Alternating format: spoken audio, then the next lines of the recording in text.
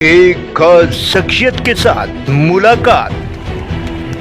देखिए जयदेव पटेल के साथ नंबर 1 इंडिया न्यूज पर रोजाना रात 9 बजे। नमस्कार व्यूअर्स, मैं जयदेव पटेल और आप देख रहे हैं नंबर 1 इंडिया न्यूज। आपका एक बार फिर स्वागत है एक खास शख्सियत के साथ मुलाकात प्रोग्राम में। आज हम बात करेंगे बिहार की राजनीति में आए नए भूचाल को लेकर के, क्योंकि अब बिहार के मुख्यमंत्री नीतीश कुमार ने आज अमित शाह की मौजूदगी में राज्यसभा का नामांकन दाखिल किया है। ऐसे में अब बिहार की राजनीति छोड़कर केंद्र की राजनीति में जाने का नीतीश कुमार का जो फैसला है, ये बिहार की राजनीति पर क्या कुछ इम्पैक्ट डालेगा, और इसी के साथ साथ में ये आरजेडी और कांग्रेस के लिए अच्छी खबर है या फिर बुरी खबर है। इन्हीं तमाम तो बात के लिए हमारे साथ खास सामान है राजनीतिक विश्लेषक संजीव उनियाल। संजीव उनियाल जी, आपका बहुत बहुत स्वागत है आज हमारे प्रोग्राम में। नमस्कार जयदेव जी, नमस्कार आपको और आपके लाखों दर्शकों को नमस्कार। संजीव उनियाल जी, आपसे मेरा पहला सवाल है कि बिहार की राजनीति से अब केंद्र की राजनीति की तरफ बढ़ रहे हैं नीतीश कुमार। आज उन्होंने राज्यसभा का नामांकन दाखिल किया गृह मंत्री अमित शाह की मौजूदगी में। इस पर सबसे पहले आपकी प्रतिक्रिया। भाई ये तो बहुत बधाई की बात रहे नीतीश जी।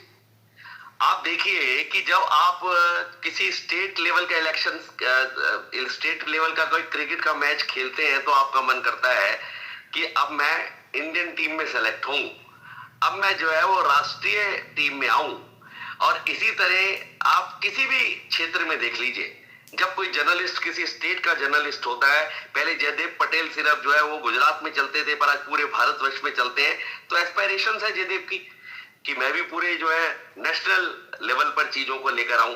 मैं जो हूं वकील हूं, तो मैं भी चाहता हूं कि मैं, अब मेरे पास 10-12 स्टेट्स के केसेस हैं, तो अगर मैं कहूं कि नहीं भाई मैं तो सिर्फ जो है एक्सक्लूसिवली दिल्ली के केसेस लड़ूंगा, तो मुझे जब सुप्रीम कोर्ट के केसेस मिलेंगे तो पूरे राष्ट्र के केसेस मिलेंगे। तो जब अगर कोई डिस्ट्रिक्ट कोर्ट में प्रैक्टिस जब मैं करके जाने लगा, तो मुझे जब जिस दिन उन्होंने कहा भी आप सुप्रीम कोर्ट जा रहे हैं, तो काफी लोग उदास हुए, संजीव जी आप क्यों जा रहे हैं, इतना बड़ा वैक्यूम यहाँ पर आ जाएगा।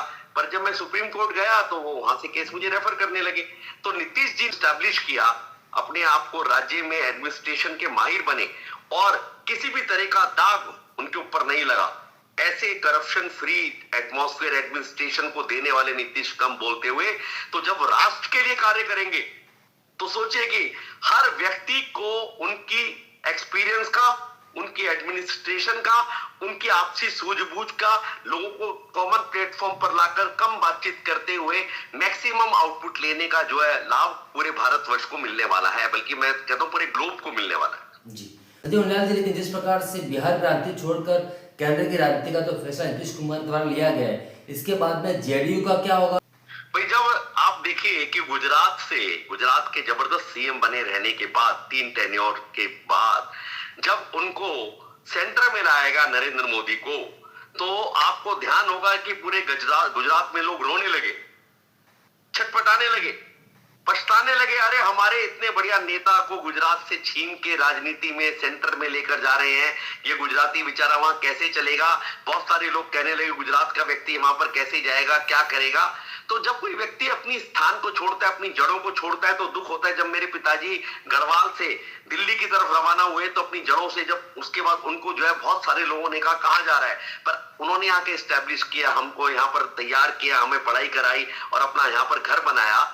तो मुझे ऐसा लगता है कि आने वाला टाइम बहुत अच्छा रहने वाला है नीतीश के साथ। और ऑपोजिशन की बात जहां तक है, ऑपोजिशन तो हमेशा से ही परेशान रहती है, और भारतीय जनता पार्टी जैसी बड़ी जो विराट पार्टी है, उसको नीतीश जी जैसे लोगों के कंधे पर चढ़ने की जरूरत नहीं है। बल्कि मुझे उल्टा लगता है कि रीजनल पार्टीज को इस टाइम भारतीय जनता पार्टी की मजबूत जड़ों वाली जो है टहनी चाहिए, और जड़ें चाहिए, ऐसी जड़ों वाली सरकार चाहिए जिनकी टहनियों पर चढ़कर वो ऊपर तक जा पाए।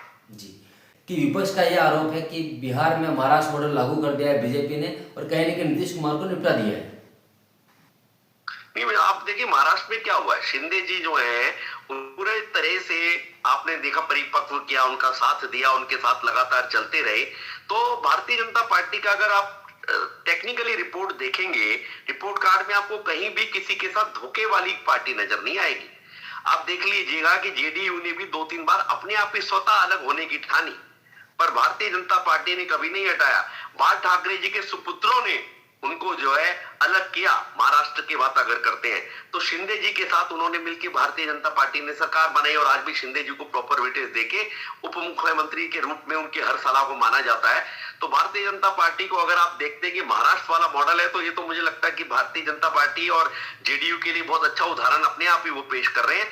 हाँ, जहां तक सवाल है कि अगर नीतीश कहते कि मुझे सीएम पद से हटाने के लिए साबोटेज किया गया और मुझे धोखा दिया गया और मुझे सेंटर में जबरदस्ती लाने के लिए मुझे प्रेशराइज कर रहे हैं, तब ये बात कहीं ना कहीं डाइजेस्ट हो सकती थी। पर जो अपने आप नीतीश जी इतने खुशी खुशी अपने पद को छोड़कर और सेंटर की तरफ आ रहे हैं, तो इसका मतलब है नीतीश जी जैसा कुशल व्यक्तित्व वाला राजनीतिज्ञ कुछ ना कुछ बढ़िया कुछ करके आ रहा होगा, उसको कुछ दोनों हाथों में उसके लड्डू होंगे, मुझे ऐसा महसूस होता है। जी संजय उनियाल जी, बिहार में अब अगला मुख्यमंत्री किसका होगा? जेडीयू का होगा या फिर बीजेपी का होगा?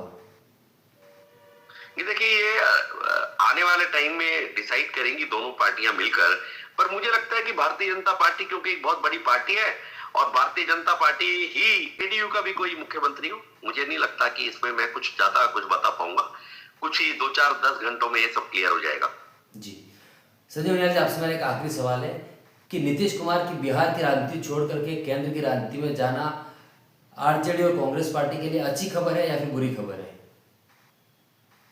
इनके लिए बुरी खबर है।